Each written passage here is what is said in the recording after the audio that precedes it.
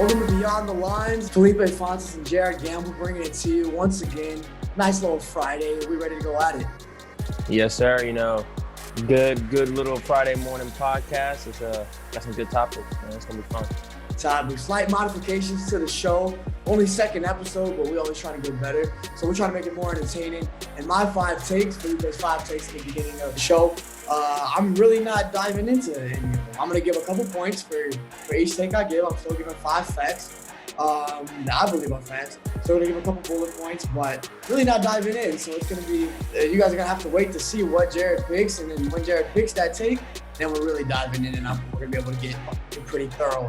So it should be a lot more fun. For sure, man. They're gonna hear what you gotta say, then they're gonna hear either my rebuttal or agreement. So let's get it.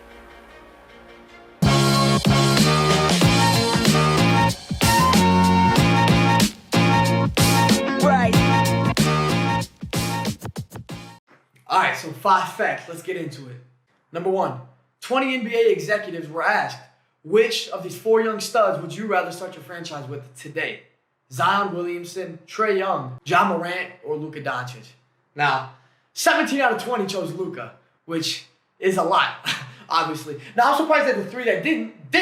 The reason they didn't, and they had Luka number 2, was that they felt guys like Ja Morant and Zion Williamson had higher ceilings. That Luka's ceiling is where he's at right now. He's as good as he's ever going to be right now. Now, I think that's ridiculous. I mean, in his second season, he's in the MVP race. He's averaging 29.99, which is a drastic improvement from his first season. And if he improved like that from his first to his second season, why can't he keep doing it throughout his career?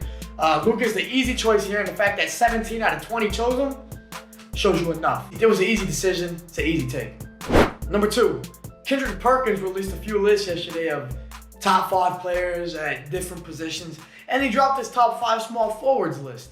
And he had Paul Pierce at 5, and that seemed to rile a lot of people up because he didn't have Carmelo in that. He had Pierce over Melo in his list. Now, there was a lot of things that were wrong with his list. One being that he didn't put Steph Curry and Allen Iverson in his top 5 point guards list because he said they weren't traditional point guards, but what, they're point guards? That was kind of weird. But in his small forwards list, he had Paul Pierce there, and he didn't have Melo. In other words, he thinks Paul Pierce is better than Melo. Yeah, he is. Last time I checked, he had something on his hand that Melo doesn't. He had more playoff success than Melo. I could go on and on about this, but it's clear that the Kendrick Perkins had a lot of takes that were kind of weird yesterday as far as his top 5 list, but having Pierce over Melo, he got that right. Number 3, Jameis Winston signed with the New Orleans Saints to be Drew Brees' backup in 2020. Now, I'm not saying Jameis Winston was the greatest quarterback in Tampa Bay. All right, he led the league in interceptions last year, but he also led the league in yards. And he wasn't a fantastic quarterback while he was in Tampa, but he was decent. He was pretty good. I mean, on a rookie contract, making his way through. And I understand why the Buccaneers didn't re-sign him. Right, you have a chance to go get Tom Brady. This guy didn't take you over the hump necessarily, and he did had some off the field questionable things going on. But at the end of the day, signing with the New Orleans Saints as a backup, you're way too good to be a backup quarterback in the NFL. Now, don't even get me started with other quarterbacks like Cam, but Jameis Winston is way too good to be a backup in the NFL. And just some quarterbacks he's better than: Case Keenum, Ryan Tannehill, Sam Darnold, Mitch Trubisky. I could go on, and I will if it comes to it later. But Jameis Winston shouldn't be a backup in the NFL. He should be a starter somewhere in the league. There are a handful of teams that could use him as a starter. The fact that he's a backup in New Orleans, I just don't get it. Number 4, Brett Favre came out and said this week that he doesn't think Aaron Rodgers is going to end his career in Green Bay. That he's not too happy that the Packers spent a first-round pick on a potential replacement rather than supplying him with more talent. Now, here's what I have to say. If Aaron Rodgers wants to be considered the greatest quarterback of all time, he needs to stay in Green Bay. You can't be going to another team and risk not winning it with that team, and then all of a sudden, you look like the issue. Now, we all know all the turmoil that was going on the past few years. The Packers got rid of the head coach, Mike McCarthy. They're tailoring everything to Aaron Rodgers. And yeah, they didn't draft starters at receivers and running back. But last time I checked, they have Devontae Adams and Aaron Jones there. Now, purely for optics, Aaron Rodgers needs to stay in Green Bay if he wants to be considered the greatest quarterback of all time. If he goes elsewhere, you're really risking it. and don't think it's worth it.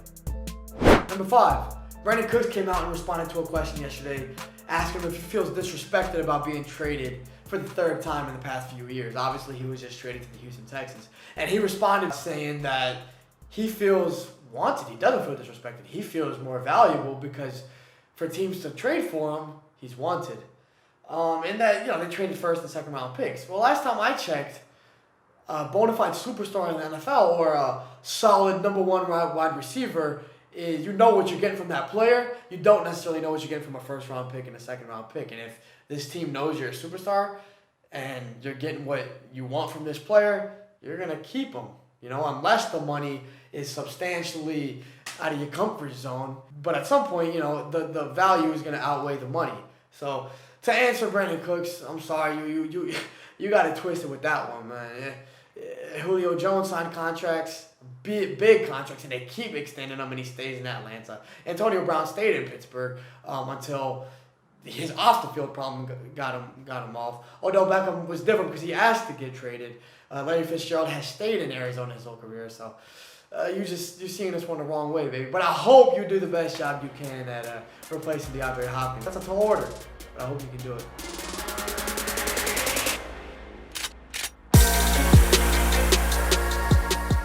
All right, man. 5 takes. What you think?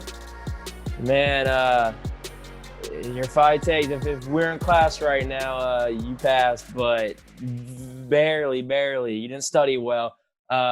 Your worst take. That's what we're diving into. Your worst take. I'm giving that a C- into the. You have no problem with. What's my worst take though? You have no problem with Paul Pierce being above Carmelo Anthony and Kendrick's top five small forward list. And the reason being, this is your worst take, is, okay, he does have a ring, sure, granted, but, man, those Celtics teams talk about, like, how they're the bad boys Pistons. They've been floating on this one ring. They've been on this one ring hangover for the last – Is it going to take away from what you did?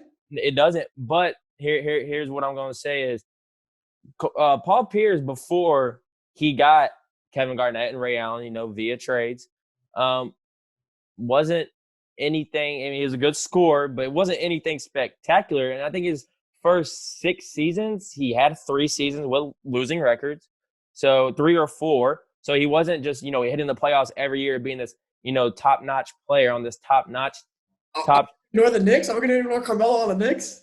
Not yet. No. But here's the thing, though.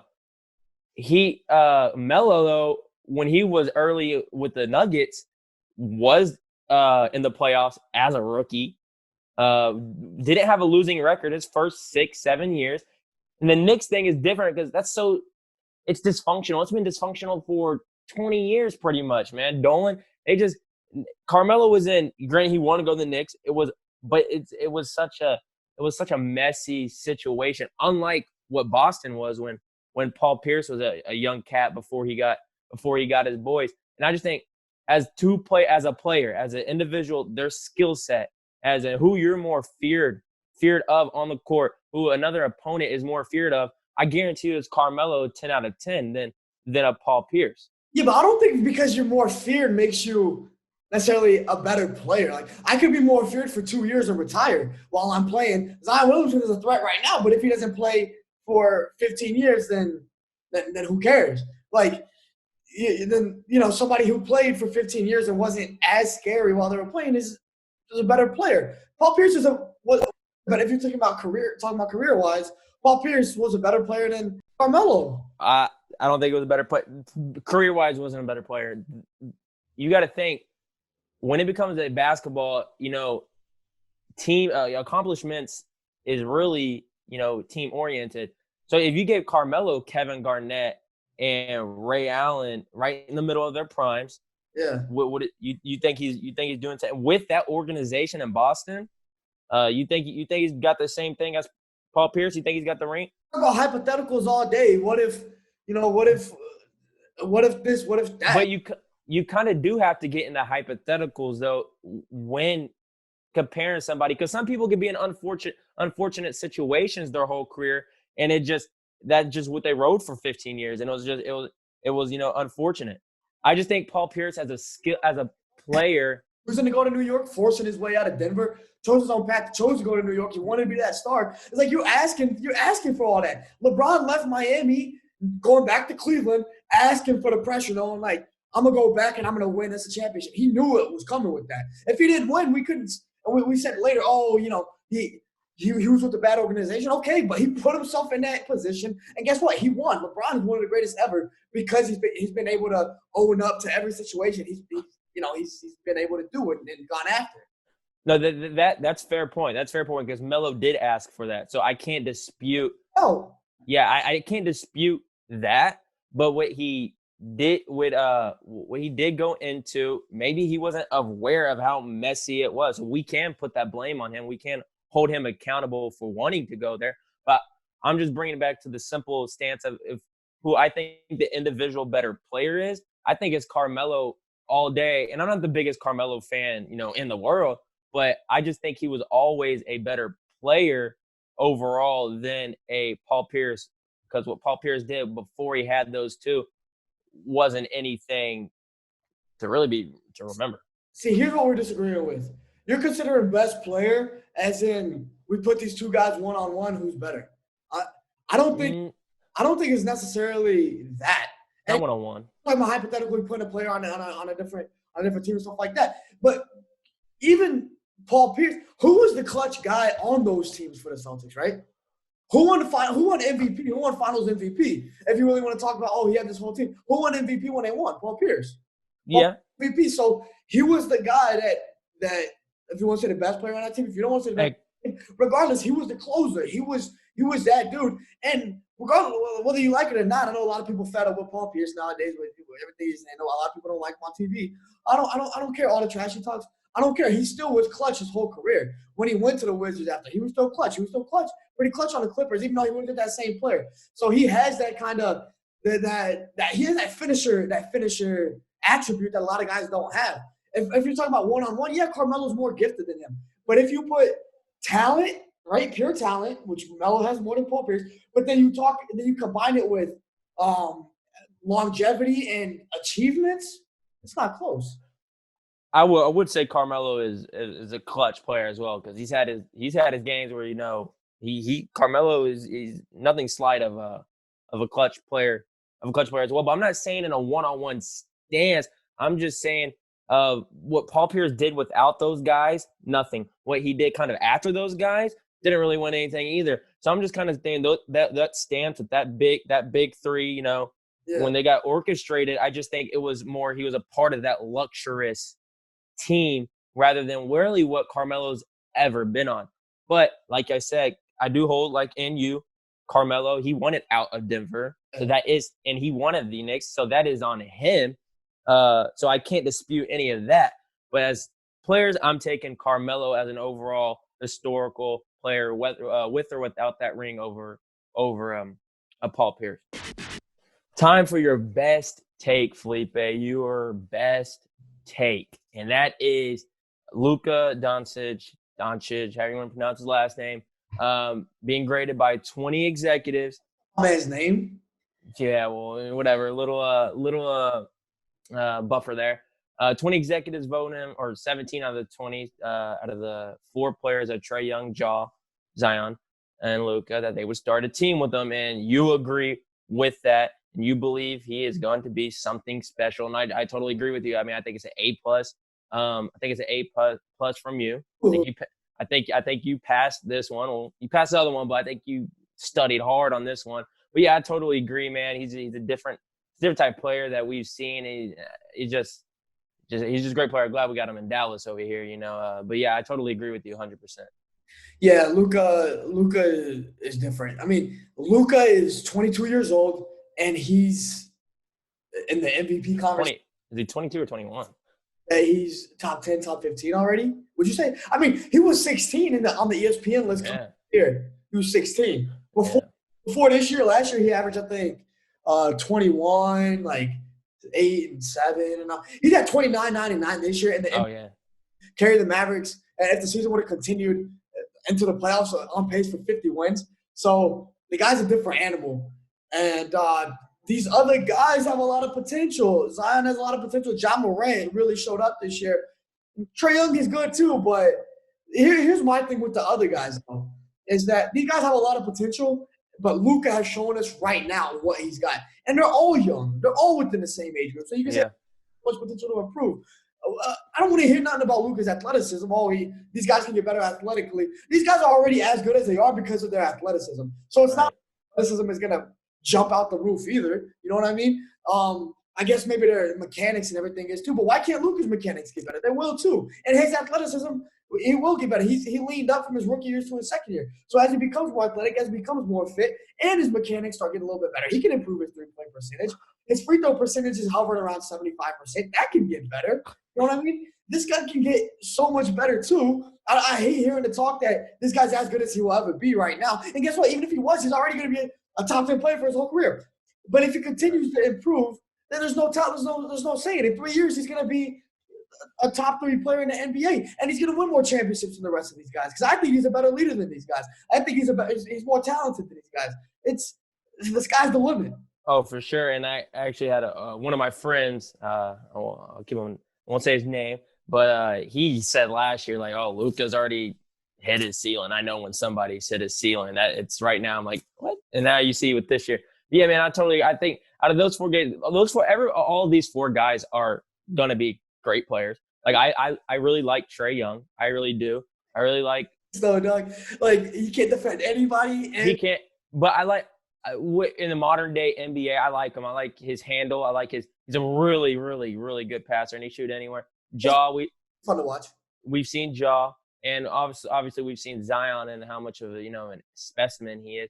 The thing with Luka, man, he's 6. He might not be the most athletic or defensive oriented player, but he's 6'7", and he can handle the ball. He can spot up from 3. He creates his own shot like no other, and he creates for other players. I think he has more in his bag than what those other guys do, because we haven't seen, I don't know, it's his rookie year from Zion, what he can really do other than put his head down. Ja, I like his stuff. We got to get a more consistent shot. And Trae's just small, but I really like Trae, but he's smaller, so he's limited. So yeah, I agree. In the 3 years, he will be one of the top players, if not the best. Just depends how some of these other guys, KD and them, are holding up, and LeBron. But what I'm saying is determinant on them, their game falling off a little bit too. Yeah. I mean, that's what we think. That's what we for sure think. When a player like LeBron, though, we don't know, because we've been thinking that, or some people have at least. But yeah, man, in 3 years, he's gonna I think he's gonna bring another title here to Dallas, and I think he is such a fun player, and I think a lot of players will come eventually to Dallas like we haven't seen before. We don't really get those highly touted players that come here. So yeah, I mean, it's an A+ on this one. He's fun, and he's just different with his size and with all this ball handling and shot creation he could do for him and others. He's what, listed at 6'7", 6'8"? Yeah, 6'7". He's about 220. I mean, not a muscle or anything, but he can grow into his body. No, he's gonna lean down. He's gonna Cool, second year, and the dude's listed at point guard. Like you right. Look him up online. He's a point guard. We talk about guys like LeBron and Magic, like big guys who can really pass the rock. Luka is just as talented a passer. Maybe not as flashy, and maybe that's a stretch to say just as talented, but he's a great passer for a guy that size that plays in that court. He's an amazing passer, and he's a better scorer than these guys. He's a better scorer than these guys coming into the league. He's a more versatile scorer, right? I think he's a more LeBron then Magic probably, but LeBron never developed an amazing jump shot. He's never been up there with the best 3-point shooters, and Luka isn't either. But Luka, the level of difficulty on the threes he takes, like those step backs, I think when Luka improves his shot decision, like the types of shots he decides to take, then I think he's going to move into another level with his game in general, because he's as great a passer as many of these all-time greats that we're talking about, and he's a top 5 scorer in the league, right? Top 10 scorer in the league right now. So yeah, I agree, but with the LeBron thing, LeBron has developed into a really, I would say, above a respectable shooter. I mean, LeBron, he's got range, like above respectable. Yeah, You're not gonna say who's a great shooter. Like Yeah. you're never gonna call him a great shooter. No, for sure. But LeBron could also do, especially Miami. It just depends. He always, younger days, he always puts his head down. But when he went to Miami, he started to develop that post game. So I think he is a versatile scorer. He kind of grew into it. Luka, I say right now, earlier was probably more versatile. Right. Versatile. Luka right now to LeBron in his early career. Yeah. LeBron progressed. If Luka progresses on that same path, Luka right now was a better scorer than LeBron was at the same time in his career. For sure. And I mean, scorer than Magic. You know what I mean? Yeah. And I hope if we can get Luka to turn in and it's somewhat close to LeBron, that would be that would be special. But yeah, I mean, he's got all the ingredients to build this recipe of greatness. And I think, if he does, he's going to continue to get better. He's going to hit the weight room. He's going to get more in shape. And like you said, free agents are going to start coming. Yeah, and we never see that in Dallas. We didn't see that with Dirk, unfortunately. We always got some players when they're on their downhill of their career, and it'd be fun to see us get somebody who was already there to pair with. And it's a little different. We're comparing eras. At that time, it wasn't free agency was nothing close to what it is today. And also, what's different is that Dirk was your go-to guy at power forward. It's like almost like a Tim Duncan. Like, what kind of mega free agents did the Spurs get? You know what I mean? Stuff like that. The Mavs now with Luka is a player that is going to be as great of a scorer he is. He's amazing. He's an amazing facilitator. So guys want to play with that. Guys want to play with a LeBron James. Guys want to play with somebody like Luka. So I think it's different than having that guy that Dirk's going to be your closer. Dirk's going to be your go-to guy. Like with Luka, yeah, that's your guy, but he can create shots for you just like he can create for himself. So I think it's a different atmosphere too, especially in today's day and age. The guy's young as hell. He plays the game, and he comes with it. So it's a different atmosphere for sure in Dallas.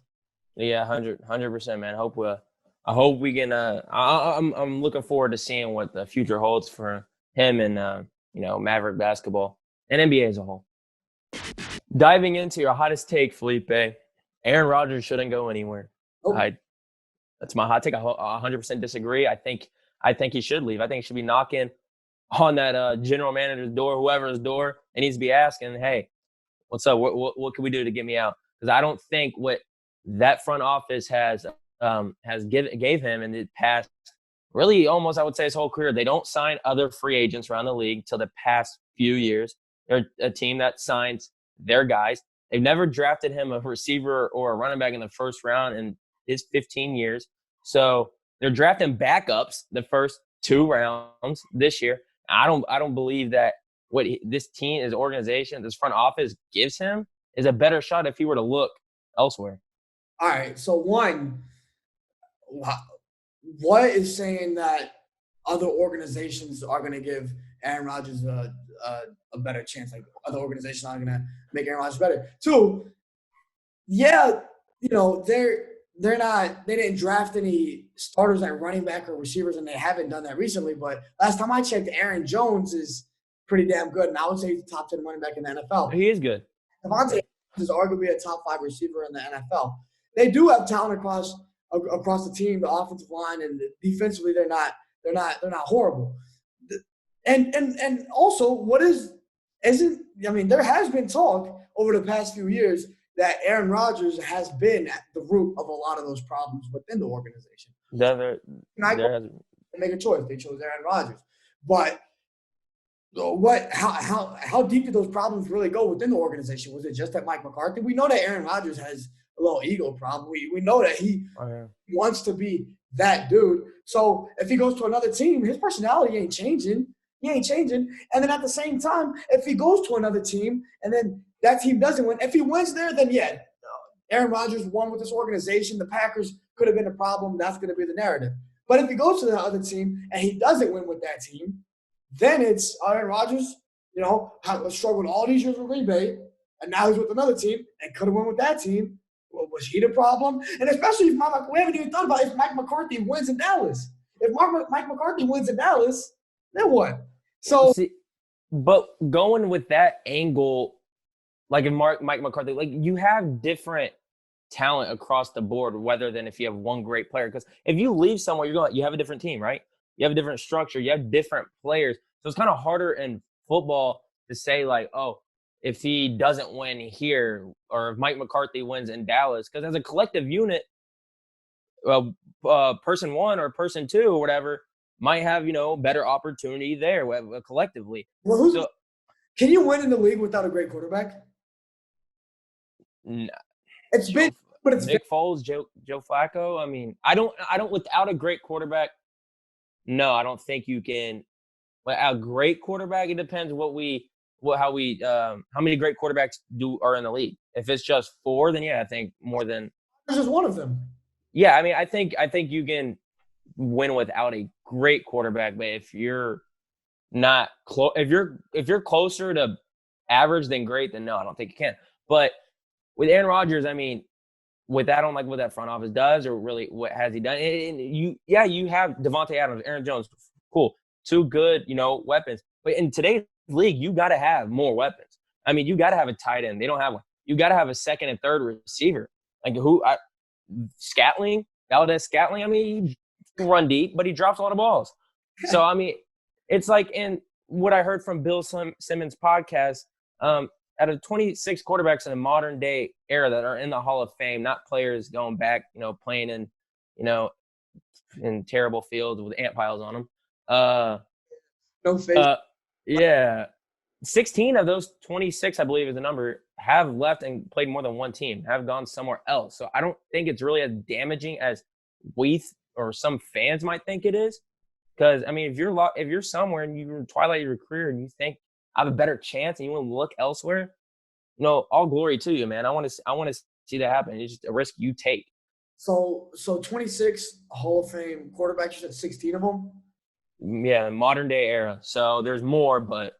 Right. But what did you consider Aaron Rodgers is probably – he's definitely in the top 10 within that list and maybe top 5? Oh, I think Aaron Rodgers, talent-wise, he's the greatest I've seen. But if you want to go like – So he transcends that. He transcends that list. You know what I mean? So I don't think we should be comparing them. And if you want to say Joe Montana played for another team, he had Steve Young up his ass, calling him right. Yeah, they didn't know Steve Young was going to be Steve Young. The 49ers might have known that, And the Colts with Peyton Manning, you want to use that example. That's another great quarterback that Aaron Rodgers is within in that list. His neck problems, the season he missed, the Colts had lost. I think they went like 1-15 or something like that. Really, they tanked because they knew who was coming up in that draft. Yeah, they knew who they were. They knew who was coming up. They knew they wanted Andrew Luck, the successor to Peyton Manning, so they really let him go. So a lot of these were forced. Aaron Rodgers is finally getting the chance to prove that Mike McCarthy was the problem, because we all know about that friction they had. That's been publicized. So is it the organization? A lot of it has already been placed on Mike McCarthy. Is it the organization? Was it Mike McCarthy? Is it Aaron Rodgers? I don't know. I think if you really want to prove that you're that guy and that you're one of the greatest quarterbacks of all time, like you are, or that you're the greatest quarterback of all time, you want to be considered like Tom Brady, then you have to win in Green Bay. You have to overcome these difficult struggles. He has won in Green Bay, though. Huh? He has won in Green Bay. Won in Green Bay, but he hasn't won recently, and his playoff record is, I don't want to say very bad. It's not abysmal, but it's when you consider great quarterbacks and you look at Aaron Rodgers' record purely in his playoff record, then Joe Flacco has a ring, and I think he's been more successful percentage-wise in the playoffs than Aaron Rodgers. Football is so dependent on – it's hard to judge a player based off their, team accomplishments, rings, accolades, team accolades or whatever, because – I would love to say Tony Romo is one of the greatest ever, but he's not. If he had a couple rings, he would be. But football – and he played with terrible teams, but people aren't going to recognize that. Yeah. I mean, but those are the casuals. Like, team – it's so dependent on other players. Like, Aaron Rodgers is not the reason – his playoff percentage might not be great. It ain't him. He ain't the reason why. It's whether it's a defense, whether it's, was McCarthy at the time, whoever it was. I'm not saying no blame goes on Aaron, because he does have an ego. He is stubborn, it seems like. I mean, there's reports out there of how he acts. Might not be the greatest teammate in the world.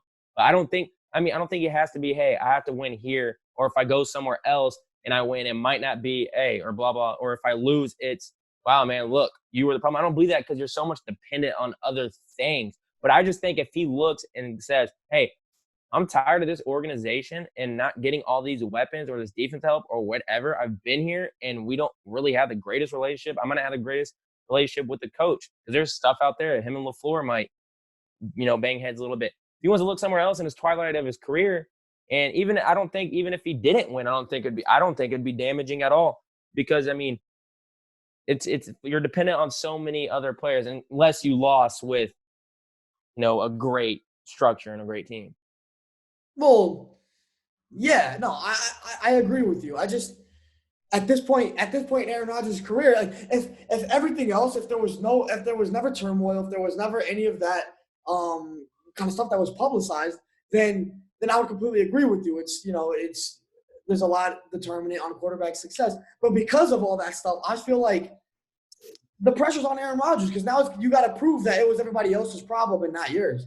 It's more so a narrative thing, and I think that if Aaron Rodgers wants to prove that he's the best quarterback, and we all know Aaron Rodgers how he sees himself, and I do think he wants to be considered the greatest quarterback ever, not just the most talented quarterback ever, because we could consider a lot of people the most talented ever and not the greatest, but nobody really wants that title. Then he's got to win in Green Bay just because of all the off the field controversy that we've kind of tied in with his career, the excuses we've kind of made, and the excuses not that he's made public with, but that's been demonstrated, behind the scenes with management and all that kind of stuff. So I think, if for his legacy, he's got to win in Green Bay, and especially if he doesn't win outside of Green Bay, then I think it looks even worse. Well, we'll see. We'll see what angle. I mean, I'm sure he won't do that, but hey, that's why it's my hot take. I think, man, he should really look into that and look elsewhere because I believe I think it's more beneficial than what he's doing right in his twilight of his career. He doesn't want to go down. You keep losing in the second round or whatever. But yeah, I mean, we'll see. All right, man. So yeah, I don't know if you saw, but Luka Doncic inspired Jordan 1s dropped yesterday. Sold out. Yeah, quick as hell. Yeah, man. They're nice, man. They're nice, and yeah, it's cool to see him. Get his little. Say that again. A little matte flavor in there, Oh yeah, got the old school green. No, I like it, man. It's cool. It's cool to see somebody that in Dallas that got their little inspired shoe, man. That's tight. It's dope. They're real nice. It's pretty cool, man. Especially because Dallas hasn't really had that. You had a superstar in Dirk, but you didn't have somebody that's within the shoe ranks, if you want to call it that. You know what I mean? Luka carries himself with a certain swagger than that Dirk didn't. That's what it is. It's different, and it's that. Yeah. That's that new age. Yeah, they all for sure. And pretty sure Slam Magazine's gonna Slam TV's gonna do a little. Are they? A whole ass thing on them, so that's gonna be pretty dope. Yeah, that's cool, man. That's cool. And side note on that, not even a side note, but I know Drake dropped a little mixtape last night. Yeah, I heard. I haven't listened to it. It's kind of nice, and he gives Dallas a little shout out. Oh, does he? I heard. Yeah. I saw little tweets of people tweeting the lyrics. I'm gonna have to check it out because I heard a lot of people liked it. Yeah, no, it's pretty good. It's pretty good overall. A few good songs on there. I mean, I gotta listen to it all the way through. But I'm a Drake fan, and he dropped something like that kind of last minute, and then nobody really knew it was coming to yesterday. I appreciate it. So that's what I like that. Yeah. Have you ever seen Outer Banks? TV show on Netflix. You're reading about it all the time, though. What's good with it? Nah, man, it's about to put up a story or something like that. It's a terrific show, man. It's crazy. It's about 4 kids. I'm not really going into it, but it's about 5 kids actually, or 4 of them, 4 or 5, and they're in high school, 16 years old. They live in the Outer Banks of South Carolina or North Carolina, and they go and hunt this treasure that's been missing, or the money that's been missing on this ship that one of these dude's father has been trying to search for. So they go on this, and man, they get through a lot of obstacles and so many factors, and it's hard to explain, but it's so crazy, man. It's honestly really the best show I've seen on Netflix in a long time. I probably ever actually. It's probably the best show I've seen. And it's just so crazy of how it spins to different like narratives and different things and different characters and their emotions. And it's really cool. Man, you have to check it out. And the viewers out there, man, I'm sure y'all seen it, but check it out. How many seasons? It's just it's only been one. It came out. It just dropped to like 10 days ago. So yeah, it just dropped. Yeah, I binged it in like one day. It was like once you got hooked, you got hooked. It's I'm telling you, it's so crazy. Shit, there you go, Jared. Give us some free advertisement right there. Yeah, man. If y'all want to put me on the show, I'll be an extra. What's the name of the show? Outer Banks. Yo, Outer Banks. You bored? Coronavirus got you. This quarantine got you stuck in the house. Yeah, it's like the number 2 show on Netflix right now, 2 or 3. So I'm sure a lot of people have seen it. I'm kind of hip to Netflix shows like that. Right. Me either. Yeah, for sure, man. Hey, quarantine got me doing things I'm like, damn, I'm gonna just watch shows right now. So cop the new Luka Jordan Air ones and then watch Outer Banks. Yeah, it's easy. Just like that. So that's it for this Friday version of Beyond the Lines, episode 2 in the books. Brought it to you with a little modification with the format, and we're always going to be able to trying to change a little bit to make the viewing experience a little bit better and fun for us to debate. Yeah, man. Episode 2, finally, in the books. Had some fiery topics today and some discussions, and it was fun. It was good. We're going to be bringing it to you a week from today, next Friday. So make sure you tune in for that. Social media, everything is going to be in the description. Make sure you hit that sub, like on the video. And yeah, man, the more support we get, the happier we are. We're going to keep bringing it. For sure. Always good with you, my guy. Hey, y'all, like you said, follow, like, watch everything. You won't be disappointed. All right, man. We'll catch y'all later. All right, Jared. All right, man.